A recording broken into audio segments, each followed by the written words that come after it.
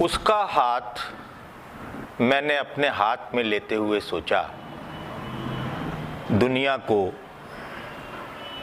हाथ की तरह गर्म और खूबसूरत होना चाहिए। केदारनाथ सिंह की ये कविता एक प्रेम कविता है, आकार में बहुत छोटी लेकिन बहुत गहरी, बिल्कुल प्रेम की तरह। इसी प्रेम पर आज हम आपके लिए इर्द गिर्द में कुछ चुनिंदा कविताएं लेकर आए हैं, या कह सकते हैं मैं अपनी पसंद की कुछ प्रेम पर लिखी हुई कविताएं, ये प्रेम कविताएं भी हैं और प्रेम पर लिखी हुई कविताएं भी हैं, आज आपके सामने प्रस्तुत करता हूं। उससे पहले छायावादी युग के महान कवि सूर्यकांत त्रिपाठी निराला की कविता बांधो न नाव इस ठाव बंधु।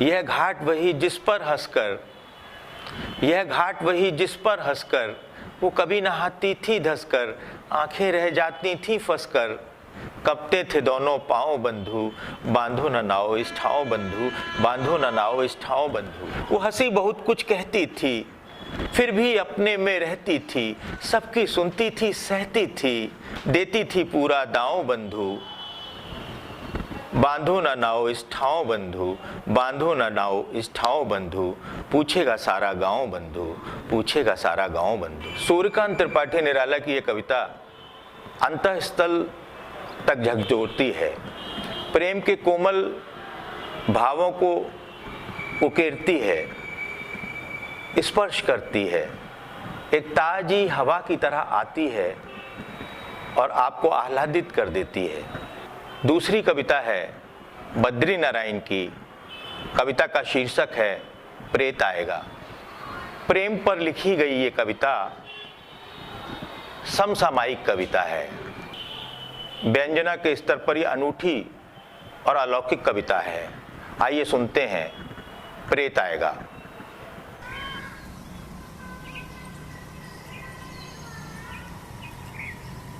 किताब से निकाल ले जाएगा प्रेम पत्र, गिद्ध उसे पहाड़ पर नोच नोच खाएगा। चोर आएगा, चोर आएगा तो प्रेम पत्र ही चुराएगा, जुआरी प्रेम पत्र पर ही दाव लगाएगा। ऋषि आएंगे तो दान में मांगेंगे प्रेम पत्र, बारिश आएगी तो प्रेम पत्र ही गलाएगी, बारिश आएगी तो प्रेम पत्र ही गलाएगी। झिंगुर आएंगे तो चाटेंगे प्रेम पत्र, कीड़े कीड़े प्रेम पत्र ही काटेंगे, कीड़े प्रेम पत्र ही काटेंगे। सांप आएगा तो डसेगा प्रेम पत्र, सांप आएगा तो डसेगा प्रेम पत्र। प्रलय के दिनों में सप्तऋषि, मछली और मनु सब वेद ही बचाएंगे, कोई नहीं बचाएगा प्रेम पत्र। कोई रोम बचाएगा, कोई मदीना, कोई चांदी बचाएगा, कोई सोना।